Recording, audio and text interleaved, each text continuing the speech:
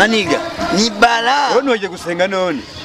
ntugiye gusenga oya nasanze rega shetani karapitira umuntu akibajya no kujya gusenga imisi yose ni shetani agatiro gacekanye abashira shetani imisi yose oya ni byo muzuri we kandi wariwe nagomba kigopa wari ibijumbi wanyu ega mige cha corona tembu ni bala acha uyu wari we pe tembu hari ni so amaraye nakiboneka rega kugira yuko twebwe abantu twashomereye ubu n'umutagisi baratagira inoti udonda ngo ni corona kubereka maskini kwanza zamani ikajira bana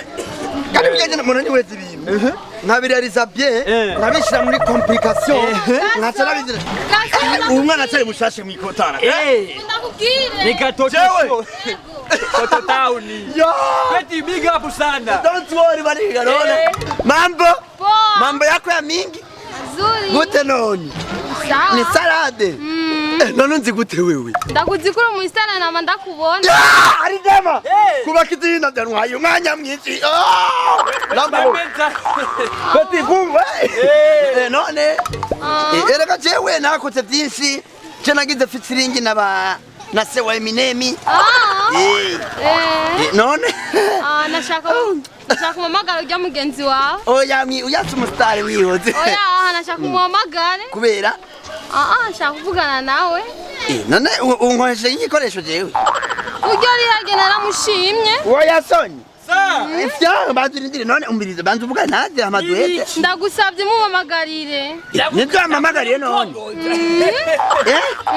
wamamagara ngo ndagwamagarije muhungu cyane igikoresho none ndagusabye mumamagarire gasore wari ya soni none ngiye gute none mwisa mumamagarire umukobwa wawe ni sawa mademoiselle none banze umbwire none wewe urafite nimero yanjye ya WhatsApp oya none wamenye gute ni biki gasore ni sawa dawe ni sawa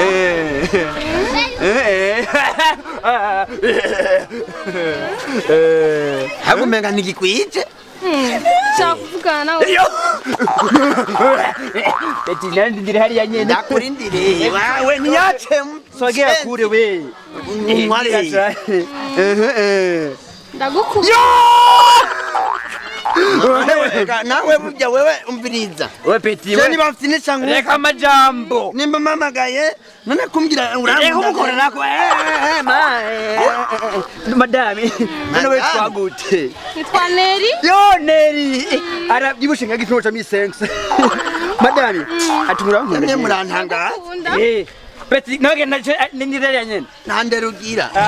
wewe umva ndakumenyeshe wewe none ugira basi urankunda nani oya sindagukunda utwa madame ndagufyeto Peti utalamba lolo kanyo gato utwana nkutu uzakuzinisa bane